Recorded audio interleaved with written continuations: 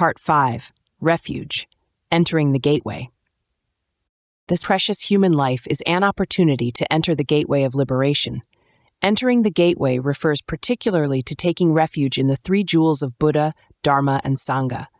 Through the gateway of refuge, we enter into the vastness and profundity of the Buddhist teachings. Taking refuge is the most profound commitment to arise from intrinsic mind. It is the commitment to realize absolute truth. The fruition of enlightenment is based on this commitment.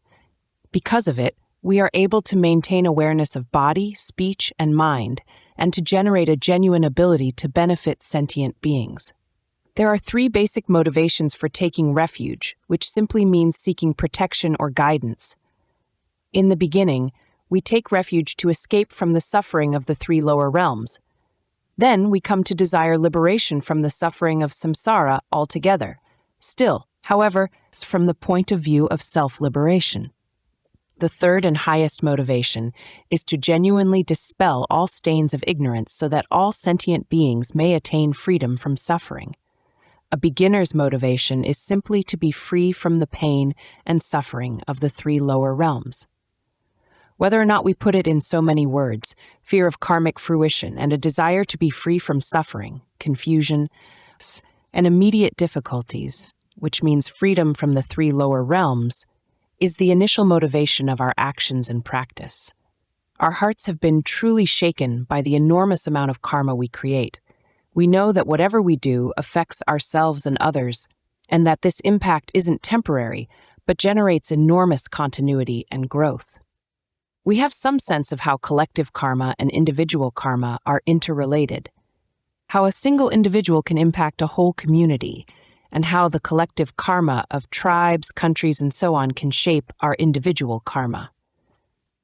Even if we don't believe in the realms, we want to be free from this suffering, and we have some understanding of the fundamental truth of emptiness, which is innate and doesn't depend on the path of practice alone. We may do our best not to think about these things, but still our understanding grows, especially if we're walking on the path of practice. With this understanding, we take refuge. At this point, some people ask if we need to believe in reincarnation to take refuge. The answer is no, but it's absolutely necessary to believe in cause and effect. Otherwise, it would be very difficult to understand the importance of being careful with our actions. We wouldn't understand the need to let go of grasping, jealousy, hatred, or anger, or to refrain from harming others, and this karma would continue to create suffering. When we see this, a certain embarrassment should arise, and a sense of responsibility and urgency, a sense of what can I do? Taking refuge with that sense of urgency and enormous responsibility, we can sincerely say, may I strengthen my commitment to develop awareness of body, speech, and mind. May the karma that constantly creates fruition actually generate some good. Through my mindfulness and awareness, may every act be an act of kindness and awareness. If this is not possible, may I at least create some happiness, and at the very least not harm others. When we speak about beginner's motivation, we are not saying that everyone should really have Mahayana motivation. Let's say you've just gotten divorced, and to get over your ex-husband, you want to take refuge. You want to dedicate your life to renunciation and practice until you meet the next person. This kind of motivation is also all right. It's a beginning. Beginner's mind doesn't mean you've burned your bridges. You're actually making a start. And it would be fair to say that there will be gradual progress in working with and deepening your mind. Many of us who have taken refuge may still be practicing for our own personal salvation and freedom from suffering, which is beginner's motivation. Medium motivation begins with a similar attitude. Having heard and contemplated the Dharma, we see how ignorance perpetuates the creation of karma. Since the path to liberation is to stop creating karmic causes, we begin to practice with strict discipline. We base our practice on abandoning unvirtuous actions and accumulating virtuous actions. Resting in the essence of meditation, we strengthen that so we can abstain from creating the causes of birth in cyclic existence. We also aspire to attain the state of liberation, but it still only encompasses oneself. We take refuge with this aspiration. Through the path of practice, may I truly overcome the suffering of samsara in this lifetime. This is called the refuge of devotion because, in addition to wanting to escape the lower realms, we begin to have devotion to the path of practice. This allows us to attain liberation and freedom from karmic consequences. Beginning and medium motivation are known as lesser or lower compared to the Mahayana, the bodhisattva path. Bodhisattvas are considered superior because their motivation for practice goes beyond personal liberation. At least create some happiness, and at the very least, not harm others. When we speak about beginner's motivation, we are not saying that everyone should really have Mahayana motivation. Let's say you've just gotten divorced, and to get over your ex-husband, you want to take refuge. You want to dedicate your life to renunciation and practice until you meet the next person. This kind of motivation is also all right. It's a beginning. Beginner's mind doesn't mean you've burned your bridges. You're actually making a start. And it would be fair to say that there will be gradual progress in working with and deepening your mind. Many of us who have taken refuge may still be practicing for our own personal salvation and freedom from suffering, which is beginner's motivation. Medium motivation begins with a similar attitude. Having heard and contemplated the Dharma, we see how ignorance perpetuates the creation of karma. Since the path to liberation is to stop creating karmic causes, we begin to practice with strict discipline. We base our practice on abandoning unvirtuous actions and accumulating virtuous actions. Resting in the essence of meditation, we strengthen that so we can abstain from creating the causes of birth in cyclic existence. We also aspire to attain the state of liberation, but it still only encompasses oneself. We take refuge with this aspiration. Through the path of practice, may I truly overcome the suffering of samsara in this lifetime. This is called the refuge of devotion because, in addition to wanting to escape the lower realms, we begin to have devotion to the path of practice. This allows us to attain liberation and freedom from karmic consequences. Beginning and medium motivation are known as lesser or lower compared to the Mahayana, the bodhisattva path. Bodhisattvas are considered superior because their motivation for practice goes beyond personal liberation. Mahayana motivation includes the liberation of all sentient beings. It has the quality of altruism. But what does this actually mean? Is it enough just to remember sentient beings in our practice? At the beginning of our meditation, we recite, "May all sentient beings attain happiness and the cause of happiness. May they be free from suffering and the cause of suffering." And at the end, we say, "By this merit, may all sentient beings attain omniscience." But are we truly committed to what we say? We are not really Mahayana meditators if we're still holding on to an one. We may assume we have compassion and a desire to benefit all sentient beings, but nevertheless, whether we recognize it or not, our own contentment, satisfaction, and desires may still be of primary importance. This underlying grasping may undermine our motivation and commitment. Becoming a bodhisattva depends not on vows and initiations, but on the maturity and strength of our mind and our ability not only to talk about including sentient beings, but actually to do so. How do we do this? Sentient beings are not just blobs of people that we don't know. The person sitting next to you on the bus or walking down your street is a sentient being. Remembering that all beings have been your mother in one lifetime or another, you should bring all your relationships to the path of practice. Practice with awareness that we are all sentient beings. And when you say, "May all beings attain happiness and the cause of happiness," be sure that you are that cause. The only way to do this is to generate a strong commitment from this moment on to transcend habitual attitudes of body, speech, and mind. Observe yourself carefully when relating to others. Make sure that your thoughts are pure. If they're not, bring the mind back and strengthen the purity of your thoughts. Be mindful that your speech is pure so that it doesn't harm others. Be mindful that the body is respectful, courteous, and sensitive to others. And as much as possible, reduce your attachments, needs, expectations, and hopes. Give them a rest and give others a bit more space and time. Learn from observation. Observe others and don't make the same mistakes. Observe yourself and don't repeat your own mistakes. Contemplation. A Mahayana meditator generates vastness and flexibility by bringing awareness to every experience. Instead of developing an overly structured or form-oriented approach to practice, integrate the essence of meditation into all your activities. Even if you are not a meditator and haven't heard many teachings, you're on the right path if you are developing genuine kindness and selflessness. When I studied with my own teachers, we would attend to them and travel with them, and they would use every situation to remind us to generate an attitude of vastness. Seeing a beautiful flower while walking along, for example, one could immediately say, "May the beauty of this flower be experienced by all sentient beings. At this moment, may all beings wake up to nature and be able to see this." If one stops to take a rest, one could say, "Through my resting today, may all sentient beings have the chance to rest a while." Or perhaps one might see something harmful. In India, especially in hot summer months, one often sees weak, hungry-looking bullocks pulling carts with very heavy loads. When they're not able to climb a steep hill, they are pushed and whipped, and one can see the wounds on their necks. Sometimes riding in the car with my father, we would get stuck behind one of these carts because the bull could not pull its load. And all of us sitting in the back would be saying, "How bad, how sad this is, what can we do?" His Holiness Mind-Rolling Trishan would always instruct us, at this very moment, truly take on to yourself the pain and suffering this animal endures.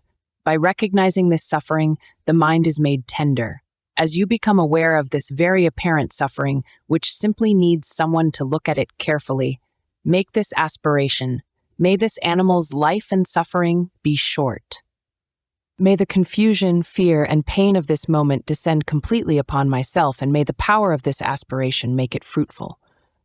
What does it mean for an aspiration or prayer to be genuinely fruitful? For an aspiration or prayer to actually come true, there has to be some basis for fruition, some hook.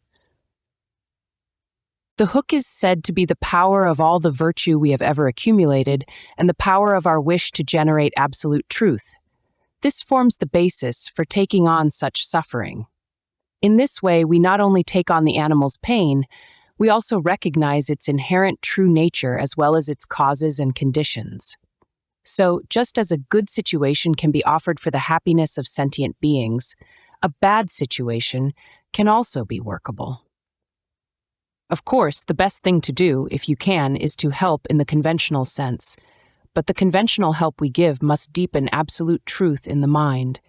Then we will sincerely understand not only the conventional suffering, but also how this suffering is created by ignorance. In situations like these, our teachers always advised us not to become dramatic. Yes, you can cry at a time like that. You can feel great irritation or anger toward the ignorance of the person causing such unnecessary harm. And you can know that this is the depth of ignorance to which a person fully endowed with the potential for genuine compassion can go. We must also look at our own aggression. We may not beat animals, but we may display unceasing ignorance toward ourselves and those around us.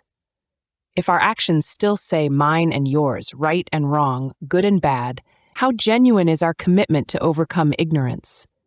Does our speech still make gossip a priority as we try to keep touch with who's in and who's out, who's going somewhere or going nowhere, who's getting married and who's invited or not? Is there constant separation or dullness or laziness of mind? Our refuge commitment will never bring any benefit if our actions don't accord with that commitment.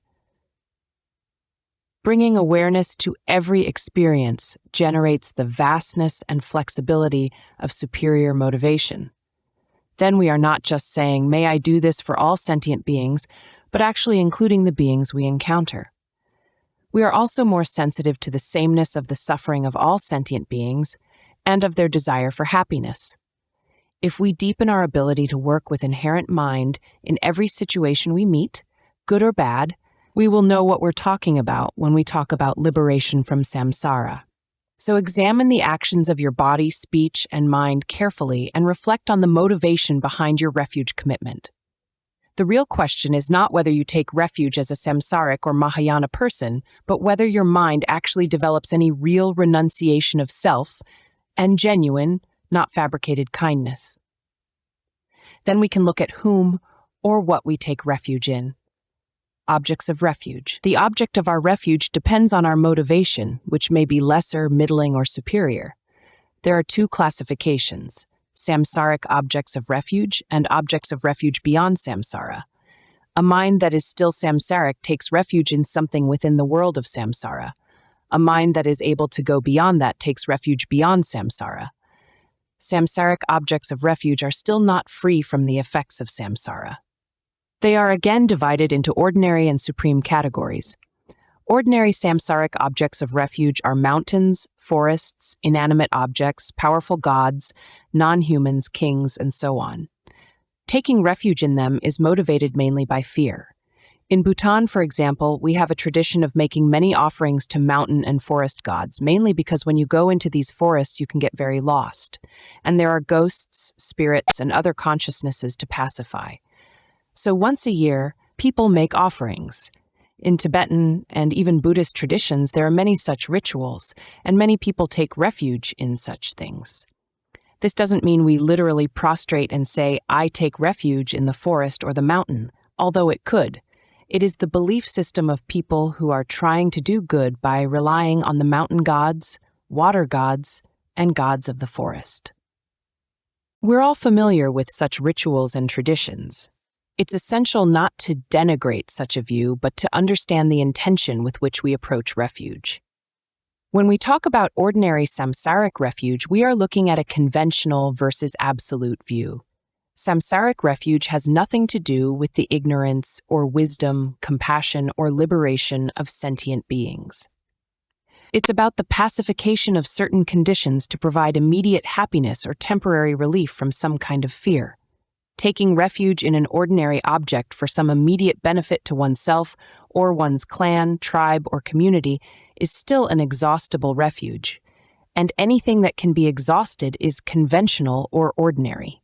It does not completely and permanently free us from samsara, cause and effect, or fear. When we make offerings to the harvest gods for a good harvest, for example, there is no absolute benefit. I don't know of any tradition that says, "May all ignorance be purified, may wisdom be attained, and may all harvests be good." A superior samsaric refuge would be taking refuge in the three jewels without fully understanding their essence. This is a superior samsaric refuge would be taking refuge in the three jewels without fully understanding their essence. This is because we're so devoted to the three jewels, our teacher, our yidam, or whatever. It will result in some kind of freedom from ignorance or suffering. In other words, it might lead to some personal benefit. From that point of view, we are still relating to a samsaric refuge, even though it's superior to ordinary samsaric refuge. Of course, from a Buddhist point of view, the three jewels would be considered a bit more profound an object of refuge than mountains and forest gods. The three jewels are said to be a superior refuge because they are not deceptive. Deception lies not in the object of refuge, but in our motivation for taking refuge. It occurs when our intentions are selfish, when we act out of fear of losing our ego, our sense of I. It occurs when we worry that all sentient beings but ourselves will benefit from our selfless acts. Having given up so much, we'll be left with nothing and no one to take care of us. Taking refuge solely for personal gain or temporary relief of suffering changes something pure into a deception. Padmasambhava taught that no matter how profound or good, a samsaric refuge is exhaustible and only for personal gain. Therefore, we should take refuge in the genuine three jewels, which can completely dispel all ignorance. The object of refuge beyond samsara refers to the essence of liberation in the form of the three jewels. When they are correctly understood, the Buddha, Dharma, and Sangha are recognized in terms of their fundamental essence, nature, and activity. This is what it means to take refuge in an object beyond samsara. When we take refuge in the three jewels as supreme objects of refuge, we are no longer seeking temporary relief of suffering, but the exhaustion of all concepts. We're not settling for anything less than the complete exhaustion of everything false or fabricated, which would completely dispel the darkness of ignorance and generate primordial wisdom. We call this refuge supreme. We are still talking about the minds of practitioners and their different abilities. At first, we recognize a conventional Buddha, Dharma, and Sangha, then the absolute Buddha, Dharma, and Sangha, and then the indivisibility of conventional and absolute truth. From that perspective, we can look at the three jewels as objects in front of us, as objects of realization, and finally, as objects of suchness. We can also talk about maturation from the point of view of the Hinayana and Mahayana paths of practice. The Hinayana path includes the Shravakas and Pratyeka Buddhas. Shravakas are motivated by beginning motivation, and Pratyeka Buddhas by the medium motivation of the Hinayana path of self-liberation, the path that most of us are on. Depending on our maturation, there is also a slight difference in which of the three jewels we focus on or emphasize. A person taking refuge with the maturity of a Shravaka meditator will tend to focus on the Sangha as the object of refuge. A Pratyeka Buddha will take the Dharma as the main focus of refuge. A Mahayana practitioner will take the Buddha as the main refuge. The reason for this is actually reflected in the definitions of the words Shravaka and Pratyeka Buddha. The word Shravaka means listener, or one who hears. As a Shravaka, our practice consists mainly of really listening to the teachings and coming to the conclusion that it's impossible to attain such a state of Buddhahood. Our sense of ourselves is very ordinary. I'm so ordinary I can't possibly imagine myself as a Buddha. I'll focus instead on listening to the teachings of the various Sangha teachers. Great importance is therefore placed on Sangha, which we view as a lineage of messengers from the Buddhas. Because our main emphasis is on hearing the teachings, when we take refuge in the Buddha, Dharma, and Sangha, we rely mainly on Sangha. As a Pratyeka Buddha, or solitary realizer, we see that until we actually put the teachings into practice, we will never dispel the ignorance that creates cyclic existence. At the same time, we have no desire to be in community. Our greatest wish is to practice in solitude. In this way, we can abstain from unvirtuous actions and are in no danger of being distracted by others. To safeguard our personal liberation, we tend to go off alone. We rely only on the teachings that we've heard and contemplated, and when we take refuge in the three jewels, our emphasis is on the teachings of Dharma. As a Mahayana practitioner, we rely on the Buddha as our supreme refuge. Moreover, we aspire to become a Buddha ourselves. We know this is the only way that all sentient beings can be liberated, all ignorance purified, and all wisdom accomplished. We recognize that the Buddha whose teachings we hear and put into practice is within us. It is Buddhahood, the essence of Buddha, that needs to be realized as the only real freedom from suffering. We take refuge in the three jewels with Buddha as our supreme refuge, knowing that Buddhahood is inseparable from ourselves. The Mahayana refuge can be divided into Sutra and Tantra, depending again on our intention and object of refuge. We are still talking about the minds of practitioners and their different abilities. At first, we recognize a conventional Buddha, Dharma, and Sangha. Then we recognize the absolute Buddha, Dharma, and Sangha, and then the indivisibility of conventional and absolute truth. From the Mahayana perspective, we can look at the three jewels as objects of realization and objects of suchness. Seeing the three jewels as objects of realization, we recognize the Buddha as the indivisible essence or form of the three kayas.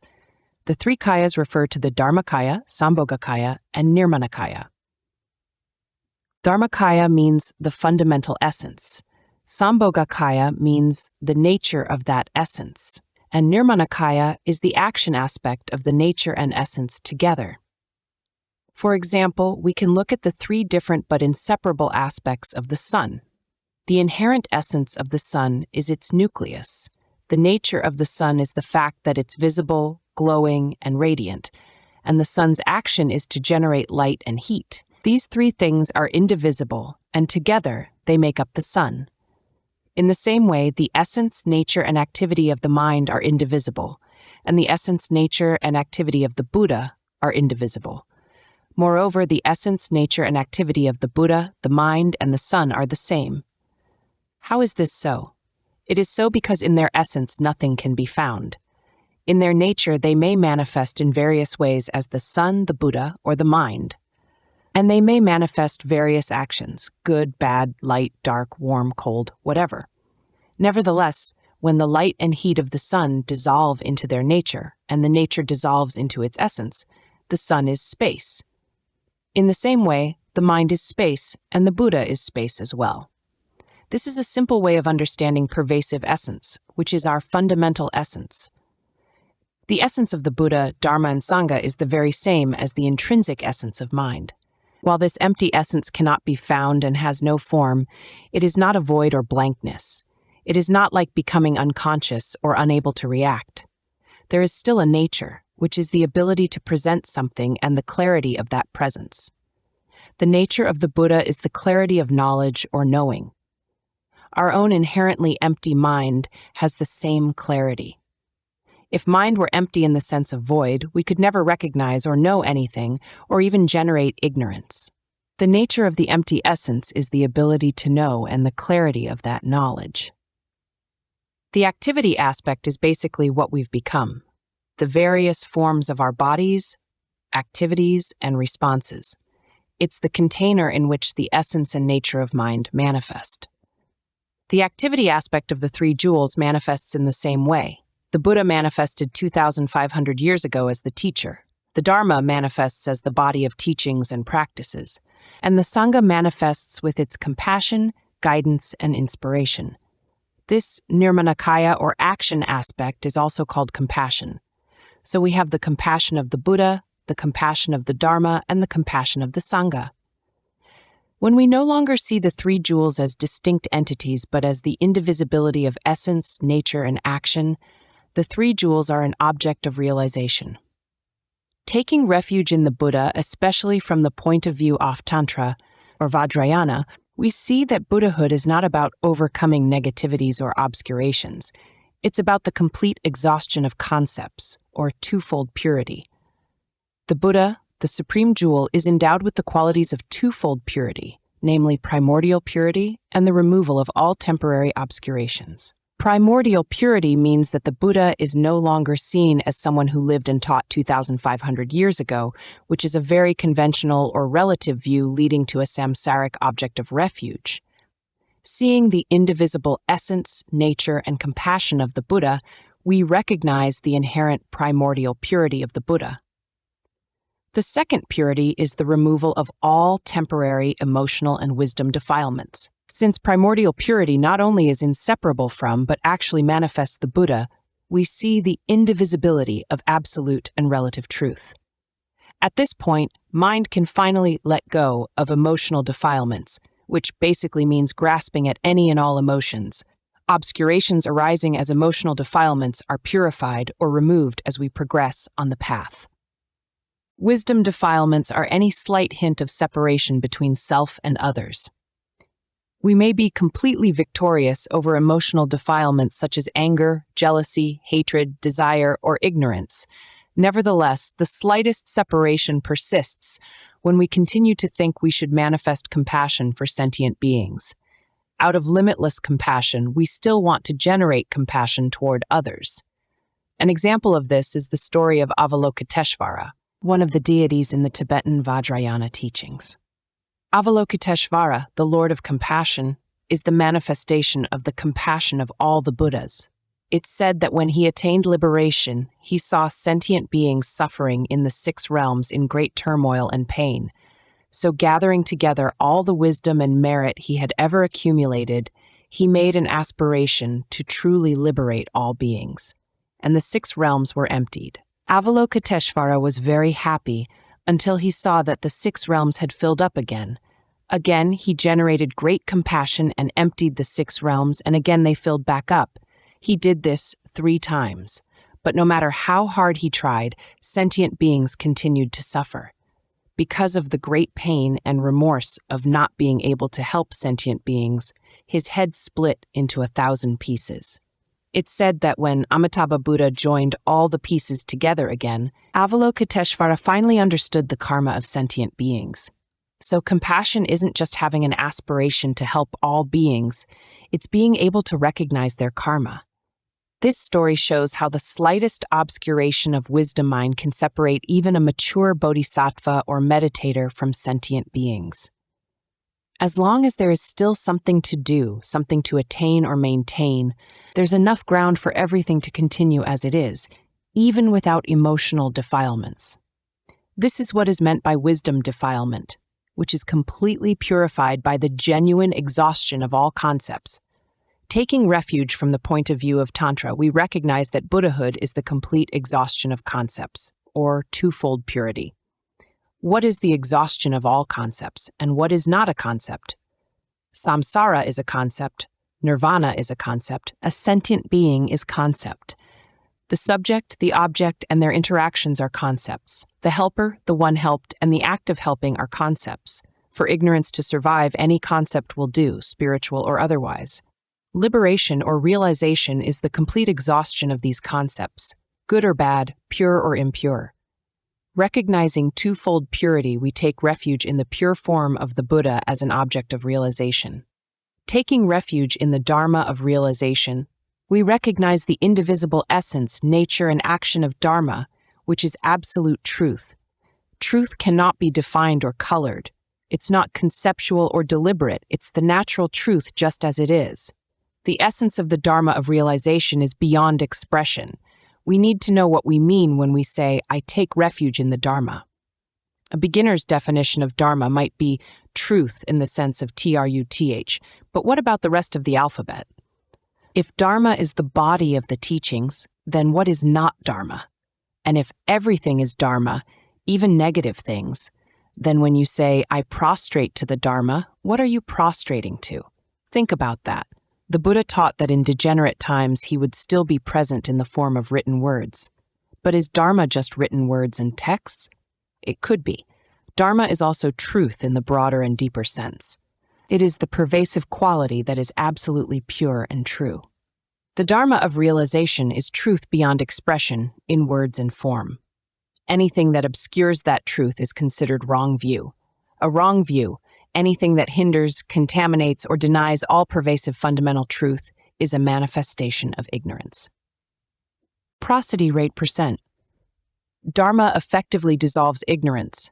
It is the means to remove every stain of hindrance or false view so that inherent purity and truth can be realized.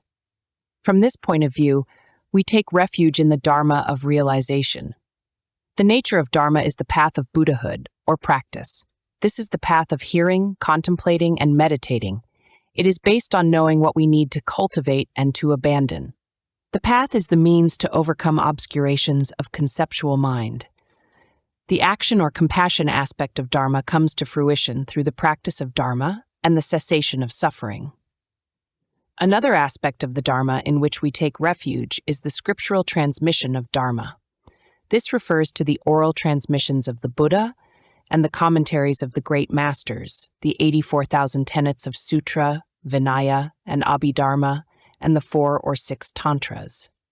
We relate to these scriptural transmissions not in a conventional way, but from the absolute approach of realizing their essence. From this point of view, we would see all written forms, including individual letters, as Dharma and respect them. We should never, for example, sit on or step over or be disrespectful of written forms. Many people, I'm afraid, have the bad habit of seeing only Dharma texts as Dharma. Newspapers and magazines don't count. I sometimes sit and watch people jump over written practice materials. More knowledgeable meditators get very upset about this, saying, they're stepping over the Dharma. But we must remember to look upon all written forms as Dharma, not just texts. When we talk about Dharma, we must understand the indivisibility of scriptural transmission and the Dharma of realization. Taking refuge in Sangha, from this point of view, refers to the great arhats, bodhisattvas, and all living examples on the path of freedom from ignorance, including all those who have at least gone beyond emotional defilements, and practitioners who possess these qualities, such as ourselves, and those in the spiritual community. According to the lesser vehicles, anyone who has taken refuge and is on the path of practice is also said to be the Sangha jewel, causal and fruitional refuge. Causal refuge views the Buddha, Dharma, and Sangha as causes leading to our own fruition or liberation. The three jewels are supreme objects of refuge and examples of what we would like to become. By making an aspiration such as, "May I, through the support of the Sangha, walk on the path of the teachings and attain the same mind as the Buddha," we take Buddha, Dharma, and Sangha as causes for realization. So causal refuge refers to the object of refuge as the cause of liberation. Fruit ion refuge refers to our ability to realize that our own mind's essence, nature, and compassion are indivisible from that of the Buddha, Dharma, and Sangha. Therefore, the Buddha is the very essence of our own mind, Dharma is the nature of our mind, and Sangha is mind's ability to bring compassion and awareness to every moment. Recognizing the three jewels as indivisible from our own mind, we take the fruition refuge, which liberates our mind from ignorance. Mind's indivisibility from the three refuges means that a completely purified mind, unstained and unfabricated, is the unchanging Buddha. That unchanging awareness, or Vajra mind, is the Dharma. And from that awareness, we generate those qualities that best benefit others, which is the Sangha aspect. That is the fruition refuge, the completely pure Buddha. The Tibetan word for the three jewels is konchok sum. Kon menchog sum. Kon means rare. Chok means very precious or supreme. And sum is three. So the three jewels are supreme and very rare. Taking refuge in the outer way, we can realize the inner refuge, the primordial purity of our own mind. The inner view of this supremely rare and precious treasure is our inherent basic goodness. The three jewels are the object of our refuge because of their 6 jewel-like qualities. 1, they are extremely rare. 2, their unstained essence is free from any fabrication. 3, their power, which is the power to benefit by generating wisdom, compassion, and skillful means, is precious and supreme. 4, this preciousness is an ornament of the world, and anyone who takes refuge and remains within the commitment to absolute essence becomes an ornament of the world. 5, they are supreme. The meaning of the essence and nature of refuge is free from ignorance and is therefore supreme. 6, taking refuge in the three jewels, we are able to realize an unchanging good and genuine heart. The actual taking of refuge begins when, in an open and sincere way, we approach the preceptor and ask for permission. At this point, the teacher generally explains refuge and examines each person to determine if he or she is qualified to take the vows. Instructions are then given, and we must reflect on our ability to keep that commitment. If we are confident that we can do so, the refuge vows are given in a formal ceremony. The ceremony itself has 3 stages. Again, the explanation of refuge, the recitation of the refuge vows, and the giving of a name. Having taken refuge, we might ask how long our commitment lasts. In general, it's said that we take refuge from now until enlightenment. Actually, however, the duration of refuge depends on our motivation when we take refuge. For a person taking samsaric refuge, our commitment lasts from the moment we take refuge until our refuge aspiration is fulfilled. For someone with the motivation of a Shravaka or Pratyeka Buddha, refuge lasts until our own death. For the Mahayana practitioner, it lasts until all sentient beings attain liberation, the 7 benefits of taking refuge. Having said that we take refuge until all sentient beings attain enlightenment, we next consider the benefits of taking refuge. The 7 benefits of taking refuge are actually 7 kinds of qualities. The first benefit is that we are free from wrong view, which simply means a non-Buddhist view. Wrong view is not about theories. It refers to a view not in keeping with what Buddhism actually teaches: awareness, selflessness, and genuine compassion. This is what we mean by a Buddhist view. It is not really about Buddhism, but about truth, basic human truth that can and should be developed from other traditions as well. It is the most profound intention and meaning of any philosophy or religion. In the hands of human beings, however, religion is always being interpreted in ways that are convenient for our group, culture, or tradition. Even Buddhist practitioners want things done a certain way.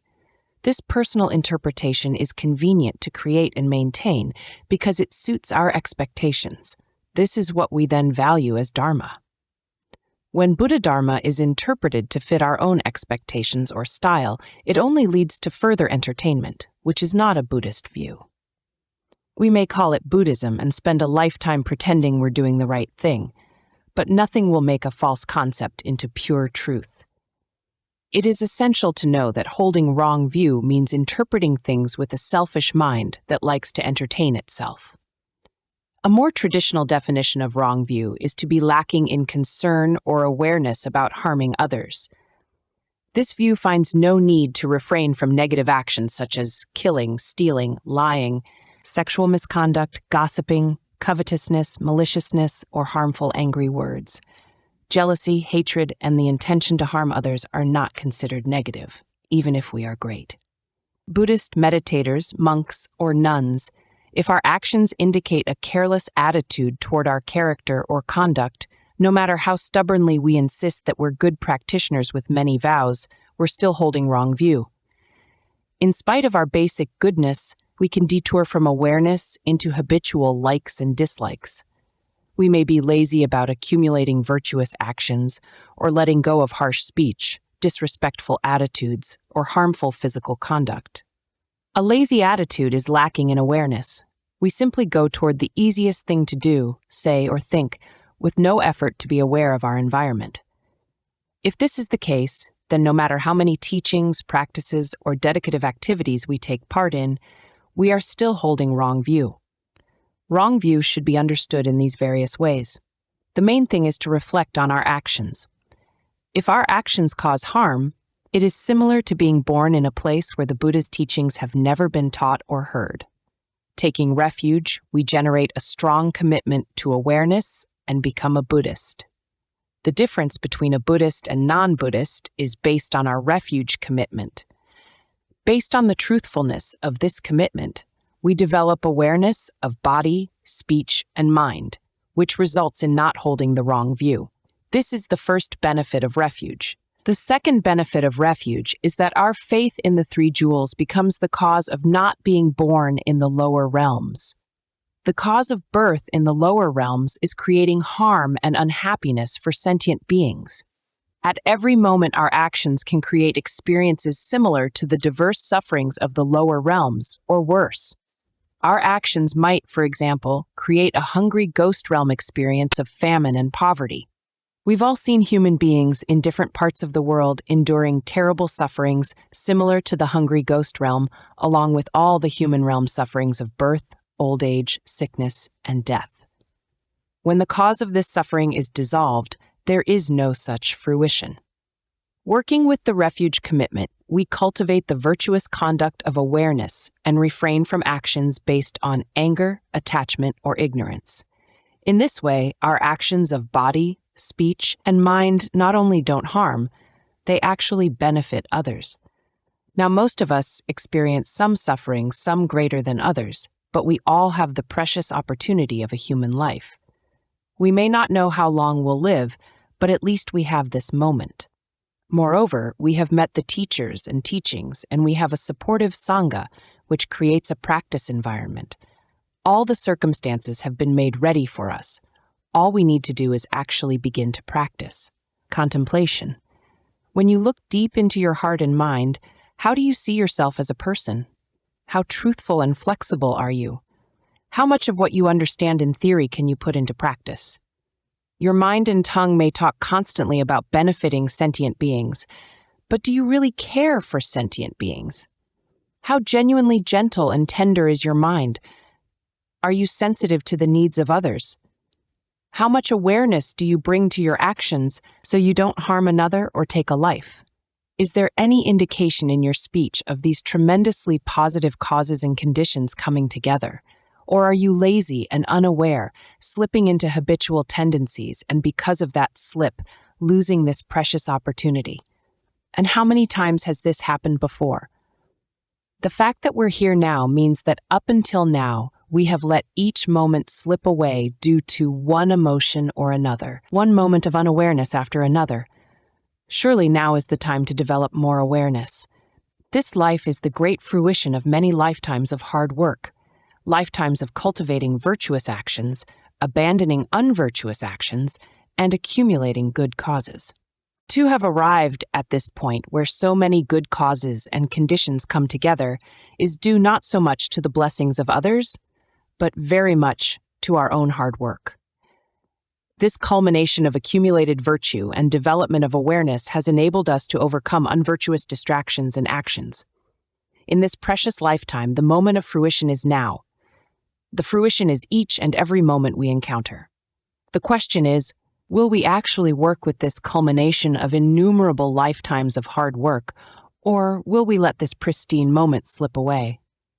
Although we carry an immeasurable treasury of conditions into this moment virtue and accumulated merit, a human birth, motivation and commitment, teachers and teachings, we may let it slip away. And we may let the next moment slip away, and the one after that. Then we begin to understand what the Buddha really meant by the suffering of sentient beings. Realization is very easy to attain. We simply need to choose to attain it. Each moment, there's a point at which we actually choose between nirvana and samsara. Nirvana, or enlightenment, is not something we attain only once, having gone through a series of practices one by one. It is ever present. It doesn't have to be searched for, bought, or conquered. Ultimate enlightenment is the closest thing to us. We just don't see it, just as we don't see our eyelashes. We only see what's more obvious and vivid out there. She, he, they, it. Good, bad, long, short, mine, yours, and so on. Getting tangled up in that, we don't see the immediacy of this moment. Samsara and nirvana are inseparable, and each moment has the full potential for both. Detouring into samsara, we continue to churn out an immense samsaric creation, and all of it suffer, the cause of which is ignorance. From the ignorance of not remaining in awareness, grasping and the endless creations of the six realms arise. With a genuine understanding of our refuge commitment, we see the importance of becoming responsible for our own karma. By decreasing unvirtuous actions, we exhaust the causes of being born in the lower realms. The third benefit of refuge is that refuge establishes the ground for all further vows and precepts. Taking the basic 5 precepts, for example, we vow to abstain from killing, lying, stealing, indulging in sexual misconduct, or taking intoxicants. In this way, we abstain from any actions that harm others through our conduct. Both lay and monastic precepts, even the 253 precepts fully ordained monks and 364 precepts of fully ordained nuns, are based on the refuge commitment, without which we cannot take on other precepts or bodhisattva vows. To say that vows cannot be taken on simply means that we must discern between experimenting with something and genuinely putting it into practice. We don't need to take a vow to experiment with these things. We don't need to tell anyone what we're doing, and no one will keep tabs on us. Actually, taking a precept or vow means coming forward with a courageous mind that, rather than looking for entertainment, genuinely understands the benefit of these vows. Recognizing the value of maintaining the precepts and developing awareness of body, speech, and mind, we develop the courage to put them into practice. We are then measured in terms of our confidence, in terms of actually practicing awareness with courage and dedication. The basis of all these vows and precepts is our refuge commitment. In the Tibetan Buddhist tradition, taking refuge is called entering the gateway of Dharma. We are then qualified to participate in all levels of teachings and instructions, empowerments, transmissions, and explanations of texts. The fourth benefit of taking refuge is freedom from obstacles. Having taken refuge, we are said to be guided, supported, and protected by the 3 jewels, and therefore free from obstacles. We could compare this to taking a strong companion along when we go to an unknown place, someone who can help us and calm our fears. Recognizing the true essence of the 3 jewels and relying on them as a refuge provides us with support, guidance, and protection. They strengthen the mind and weaken the mind's fear in order to overcome obstacles. Obstacles here means distractedness, selfishness, habitual tendencies, and self-grasping. The power of refuge develops our awareness, which strengthens the mind so we can overcome distractions and habitual tendencies. So in times of need, refuge is said to dispel all obstacles. Just as we bring the mind back to one-pointedness in meditation, we can bring all distractions into one-pointedness by focusing the mind on the three jewels. We are so often preoccupied with the events of our lives. Emotional outbursts of sadness, fear, loneliness, depression, or disappointment distract us and weaken our commitment to practice. We begin to feel lazy and don't want to meditate. We no longer see the point of trying to be aware, and why should we think of others if nobody is thinking about us? With this kind of logic, feeling uninspired and discouraged on the path, we withdraw from the good things we're developing. By reciting or just being mindful of the three jewels, we can strengthen our refuge vow and overcome obstacles. When we recite the refuge prayer, mind is supported by our speech. By physically joining our hands and visualizing the Buddha, Dharma, and Sangha sensing their presence, we understand the essence, nature, and compassionate aspect of refuge. Then we can truly say, "Other than you, there is no one I can rely on or go to for protection." The fifth benefit of refuge is freedom from disease. Only the ultimate refuge, the ultimate Buddha, Dharma, and Sangha brings genuine freedom from the sufferings of old age, sickness, and death. There is no freedom from these sufferings as long as we are working within samsara, creating the causes and conditions of suffering. Freedom from disease means that the foundation of refuge and the path of practice bring us to the ultimate realization of the exhaustion of concepts. Ultimate freedom from birth, old age, sickness, and death comes only through dispelling their causes. If we really want to be free from the sufferings of birth, old age, sickness, and death, we must meet each moment completely within its potential for perfect freedom from all concepts. For this, we must strengthen our practice by taking refuge so we can recognize the purity of this moment and stop wasting our lives because of ignorance. This will bring freedom from the suffering of birth, old age, sickness, and death. Therefore, refuge is said to be the foundation of freedom from disease. The sixth benefit of refuge is purification. The texts explain how all previously accumulated karma and obscurations are purified or completely exhausted through taking refuge, which is quite similar to overcoming the causes leading to the lower realms. Purification means actually disciplining our body, speech, and mind so we don't slip back into habitual tendencies.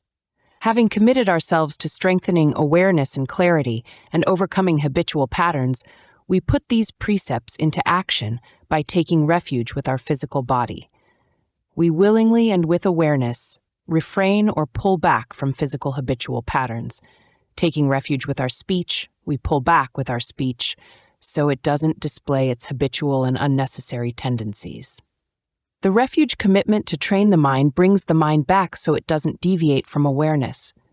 We purify habitual tendencies of unawareness through the practices based on refuge, the foundation of awareness. The seventh benefit of refuge is the accumulation of merit and wisdom. All of the teachings and disciplines for developing awareness of body, speech, and mind arise from the foundation of refuge. There is no other source of merit.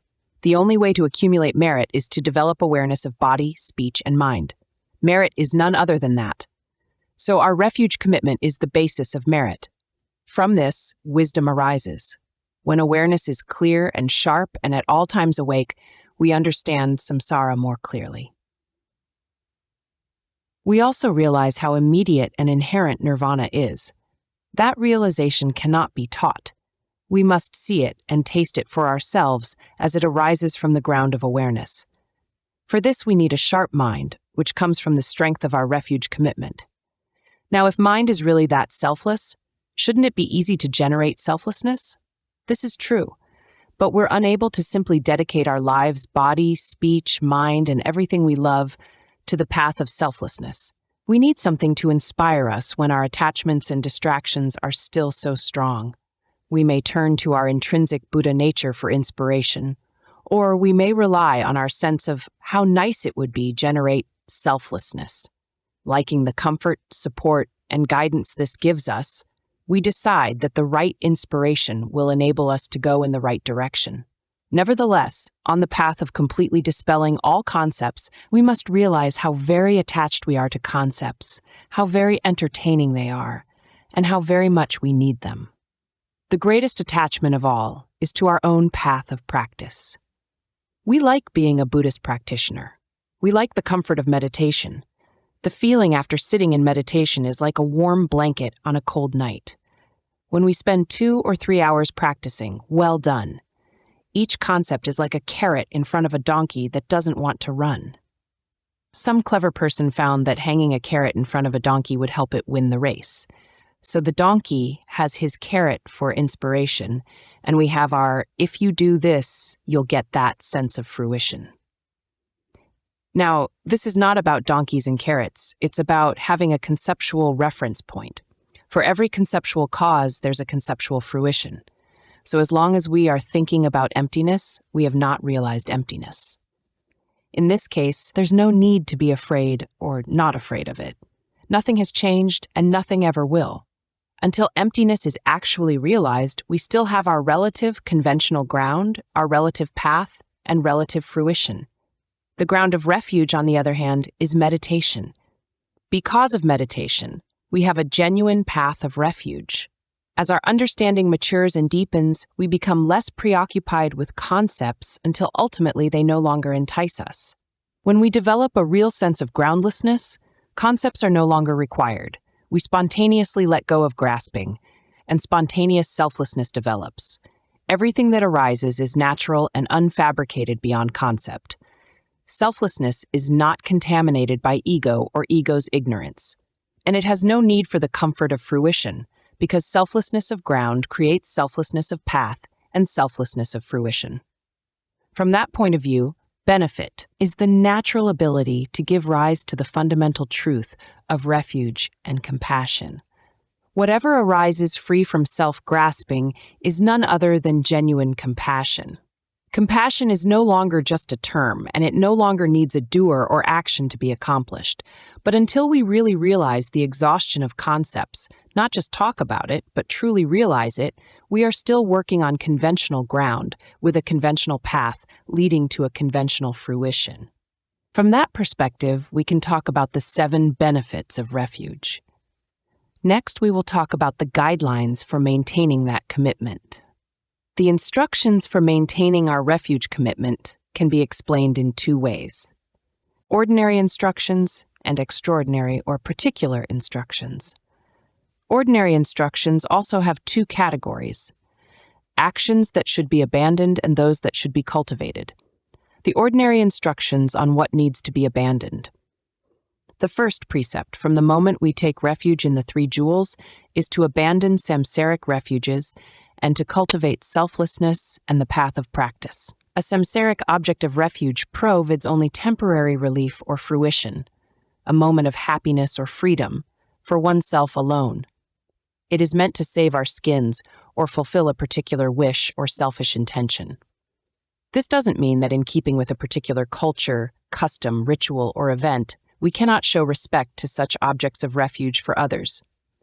We do not break our refuge vow by doing this, and it doesn't mean that such objects of refuge are improper. But we have to examine our mind and intention in taking refuge. Refuge is about our most basic, innermost mind. It is something to which we can entrust ourselves, our very life, our soul, our consciousness, completely. We could say that by virtue of this trust we take refuge, and as a result of it, we develop awareness and compassion. So taking refuge in the 3 jewels refers not to an object but to an absolutely true essence, which is our own true nature. Our intent must be to exhaust all ignorance and generate a genuine understanding of absolute truth.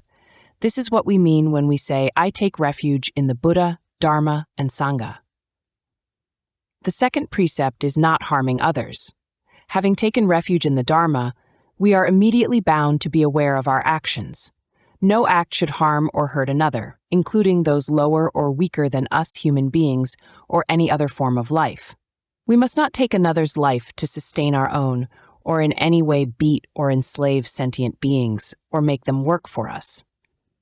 A person who has taken refuge must abandon as much as possible even the thought of harming or having selfish intent toward other sentient beings. A third precept is to avoid companions who hold wrong views. Having taken refuge in the Sangha, we should avoid the company of anyone who encourages such views, for example, that there is no harm in killing or hurting sentient beings, or that there is no benefit in compassion. We should also avoid people who make discouraging remarks such as, "Only losers would put their effort into developing awareness." Any tendency to twist the teachings to suit ourselves or satisfy grasping at our favorite concepts or perceptions is a misunderstanding of Dharma. Even a person who is technically a Buddhist can indicate through words or actions that he or she has detoured from the path of awareness and kindness and would be considered a wrong kind of companion.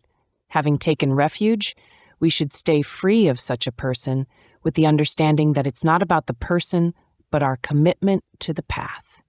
We can look at these instructions from the point of view of our Hinayana and Mahayana practices, which is not meant to disrespect anyone, but to be clear about the disciplines we should take on.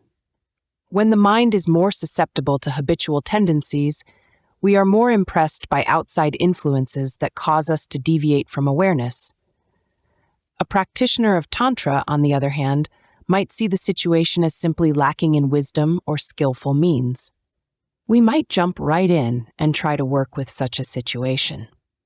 This path is meant for a person who has developed much courage, irreversible confidence in the path of practice, and an unshakable mountain-like commitment.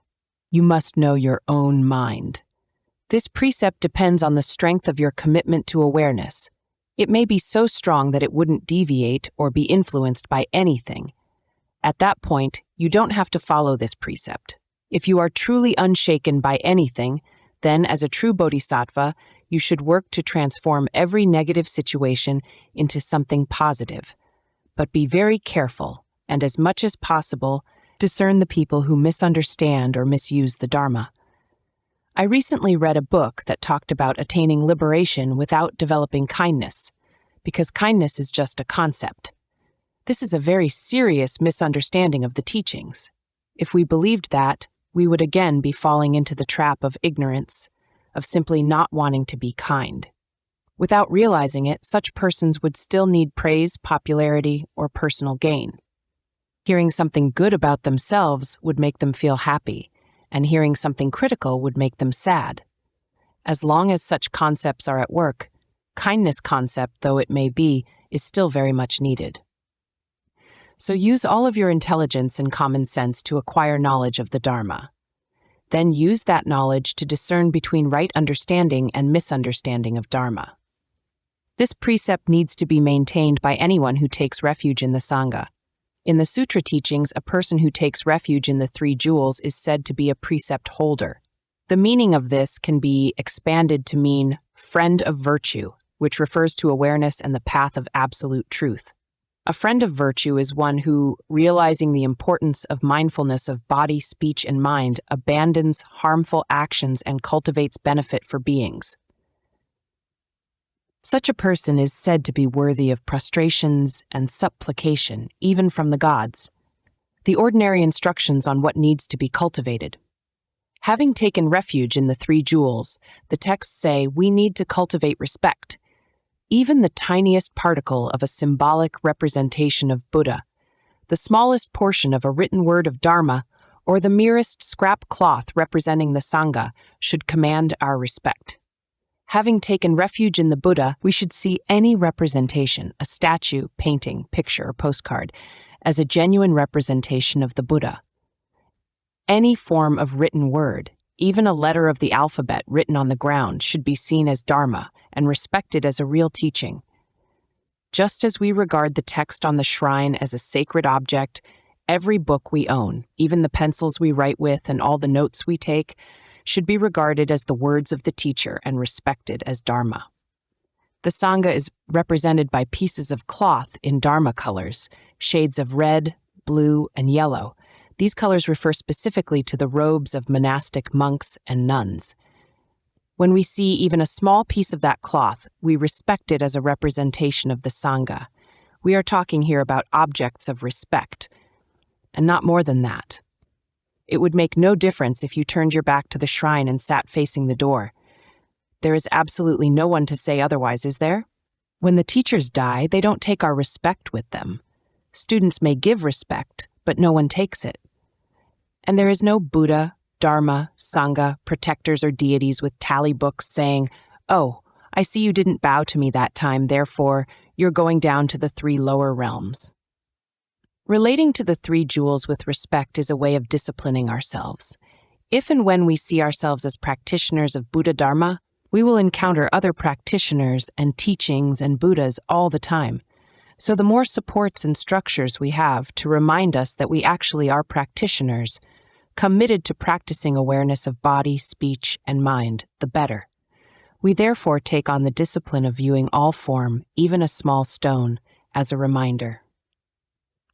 Traditionally, if one finds even a broken bit of a stupa, one would value it as much as the stupa itself. If one has a representation that one respects or actually prostrates in front of, one would treat even a photograph of that representation with the same respect. This reminds us of our commitment. In this way, we also develop impartiality, a mind that plays the game of being respectful in some circumstances and not in others, being aware on some occasions and not on others, or doing the right thing when people are looking and not so right when they're not, is giving in to laziness. Everything should remind us to train the mind. Just as we pay respect to a sacred Dharma text, by the same token we don't devalue or demean our morning newspaper or the words we've written ourselves. Why would we discriminate between the two? Only an untrained mind would show respect to those with shaved heads, those sitting on thrones, but not to others. This is discriminating mind in the untrained sense.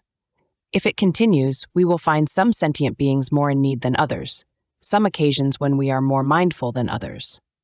This is one of the many ways in which habitual tendencies arise. To train the mind, we must understand the sacredness of everything at all times. No one direction is better than another, because all directions are sacred. No one object is more pure, because everything is pure as it is, and no one person is better or needier than another. The interpretive mind constantly makes these judgments based on what we can get from them. Such discrimination influences awareness and envelops the mind in ignorance. Discriminating kindness is partial kindness. Discriminating devotion based on likes and dislikes becomes partial devotion, until everything that arises is contaminated with ignorance. Train the mind instead to be impartial and aware at all times. The extraordinary instructions. First, no matter how beneficial or profitable it may be, never abandon your commitment to refuge, even at the cost of your life. If someone held a knife at your throat and told you to let go of your commitment or lose your life, what would you do? Think about it carefully. If you don't think you would hold to your commitment, even at the cost of your life, ask yourself why you're not able to let go of attachment. Why is it still difficult to generate compassion instead of selfishness? So often we make lists of things to do. Practicing Dharma may be high on the list, along with generating devotion, kindness, and compassion. But enlightenment may actually be low on the list. Having taken refuge, we must realize the value of our precepts and commitments. Then, no matter how profitable, comfortable, familiar, or pleasurable other tendencies may be, we will hold to that commitment. Contemplate.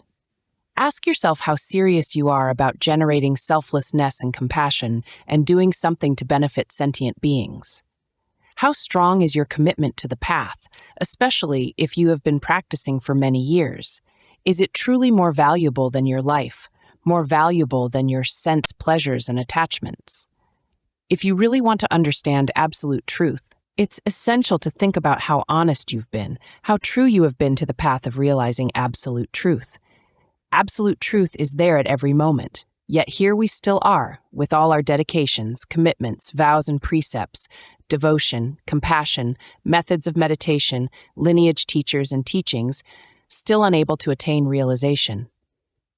This is simply because, in our heart of hearts, our Dharma practice still takes second place.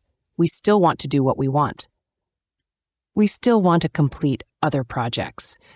We still distinguish between loved ones and others and think in terms of this and that, mine and yours.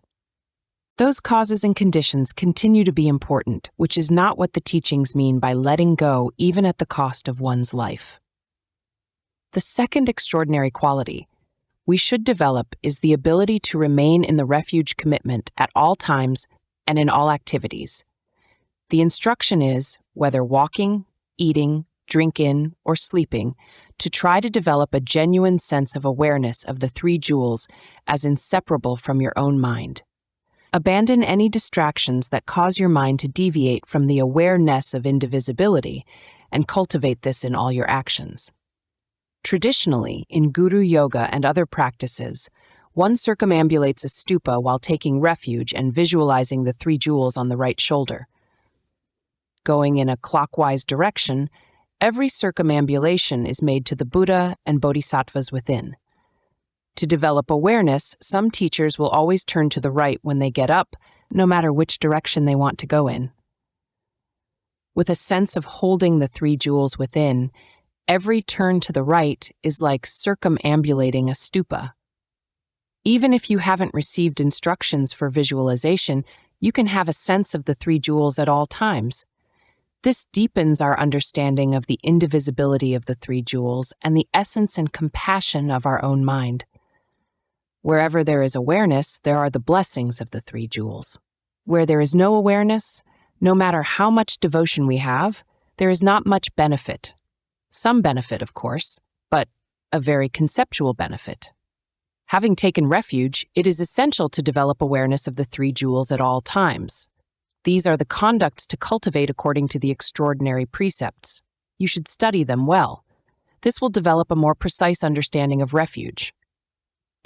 If you are planning to take refuge or have already done so, you really need a clear understanding of what refuge means. If you have not taken refuge, you can continue to work towards that. And remember that the ground of refuge is meditation. It is because of meditation that we have the path of refuge, contemplation. Here are some other ways to remain inseparable from refuge. When eating a meal, begin with a sense of the three jewels at your throat. Then offer the first mouthful of food to them. In the same way, if you see or hear something beautiful, make an offering. If you see or hear something painful that rouses your anger, you can say, "This is aggression. As a person on the path of meditation, I recognize this aggression and offer this awareness to the three jewels." Sitting in meditation, sense the presence of the three jewels at all times. Repeat the refuge vows 3 times in the morning and 3 times before going to sleep to accomplish the 6 sessions traditionally done in retreat. Begin with a strong commitment to develop awareness of body, speech, and mind. At night, conclude by reaffirming that commitment and reflecting on how well you were able to maintain it during the day. Then, gathering together any benefit, dedicate that to sentient beings by reciting the simple refuge formula. I take refuge in the Buddha. I take refuge in the Dharma. I take refuge in the Sangha. Or compose your own simple refuge supplication. When sleeping, gather the essence of the three jewels in your mind, and with a sense of indivisibility from them, take that into sleep. Often in our eagerness to go on to other levels of practice, we don't work with what we have, which results in a weak foundation. The habitual tendency is to eagerly keep taking the next steps, but they too will be weak because the foundation is not strong. No matter how many practices we build upon it, mind will remain the same, hard, rigid, and fixated. So it's essential to work completely and thoroughly with what you have. It is also important not to look at refuge as merely a beginning step. In Tibet, teachers like Atisha emphasized the refuge teachings and practices so much that refuge alone was all one needed to practice. Try to see the wholeness of the practice and commit to really understanding and strengthening it. Then taking refuge will not just mean getting a name, it will become a complete foundation for all the teachings of the Buddha. Now we have spoken about turning to refuge in spite of obstacles such as ill health, as a source of strength and continued commitment to the path.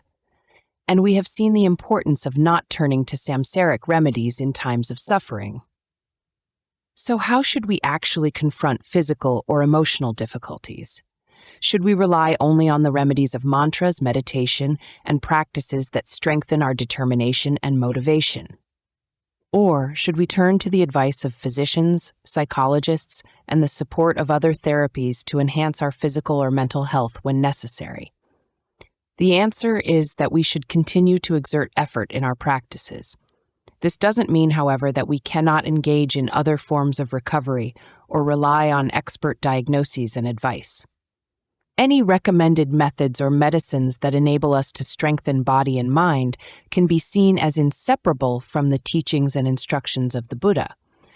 These methods, too, can be ways of cutting through our opinions. Very often in the East, instead of going to a doctor for a remedy, people go to a teacher for a divination when they have a terrible headache or they're unable to sleep. Here in the West, there are those who think pain will strengthen their practice, who take pride in not caring for themselves. This goes against the path of all practices and fails to acknowledge the preciousness of human life. In order to dispel this tendency, these instructions have been given in the texts. We all want to meditate well and attain some kind of fruition. We all have good intentions and want to do good. Nevertheless, we tend to separate ourselves from our practice, our life and identity on the one hand, our Dharma practice on the other. Separating our practice from our life, we tend not to trust it. Then we try to make them coexist like a marriage, but that doesn't work. The hesitation that arises from this false separation results in the feeling that sometimes we are Dharma practitioners and sometimes we're not. If we have hesitation at the beginning of the path, we will not reach the state of enlightenment because we will lack the willingness to move forward. To reach enlightenment, we must cut through every level of hesitation. At this moment, when the fruition of our efforts could ripen completely, it is important not to permit a single neurotic behavior or strong emotion to distract us and dismantle all of the good karma we've accumulated. Hesitations arise at every point along the way, and we resist taking the final step. Keep in mind from the very beginning that we've come a long way to be where we are today. It would be very unfortunate to hesitate now, yet this is what most of us do. Fear of groundlessness keeps some of us from taking the next step. Others resist because of fear of the unknown. What would happen if we let go of the self? I find it amusing when people say they will believe in enlightenment when they've attained it. The path of selflessness is constantly obstructed by hesitation or doubt. The very pith of Buddhist practice, and the very reason we practice, is to go beyond that hesitation, which is nothing more than an empty thought empowered by our energy. In and of itself, it has no structure, no reality, and no potential to germinate or arise as an obstacle. Holding on to this thought, however, we give it the energy to transform into something dangerous, fearful, and big. We could spend a lifetime succumbing to the energy we put into otherwise empty thoughts, which would be a waste of this precious human life. This moment is the fruition of the many lifetimes in which you have struggled to be a good person, to walk on the path of right and abandon things that are wrong. The courage, determination, and renunciation that you have developed so far are tremendous. To dedicate your life to practice when there are so many other things that you could do is one of the greatest offerings you can make to the three jewels. It is also one of the greatest acts of generosity that you can extend to sentient beings. Contemplation. Contemplate your life and who you are as a person, especially your great capacity for goodness. Think of all the hard work and all the teachers, Buddhas, bodhisattvas, sangha, and teachings that continuously generate the blessings that have brought you to this precious moment. Contemplate the fruition of this moment so that when you leave your meditation, you can really say, "This is what I would want to give to sentient beings." From the Buddhist perspective, we must recognize the effort that we've made to get this far, and be aware that this journey never ends, even at the point of enlightenment. Don't settle for anything less than this. From the moment you enter the gate of the Dharma, work on this commitment with confidence and complete honesty. our practice will not truly be honest until we are genuinely motivated to reach enlightenment in one lifetime and to benefit all sentient beings. This is the way enlightenment expresses itself, as unbiased, all-pervasive compassion that benefits all beings. What would it take to really achieve this? We cannot achieve enlightenment and unbiased compassion by doing it my way. This only creates attachment to the forms or formulas we particularly like. Wherever attachment arises, there can be no freedom from illusion or selfishness and no absolute truth. So as you practice and study, hold in your heart these two aspirations, to benefit all beings and to remain within the understanding of absolute truth. This is the view we should hold and hope to attain. Concluding dedication. May the merit gathered here, past, present, and future, benefit sentient beings. May the path of practice continually develop awareness of body, speech, and mind, and may that luminosity dispel the darkness of ignorance in the minds of all sentient beings. Furthermore, may this form the foundation of a strong path leading all beings to the accomplishment of the Mahayana. As they conduct themselves in accordance with the teachings and instructions of this path, may the merit and virtue of all sentient beings be the cause of happiness for all.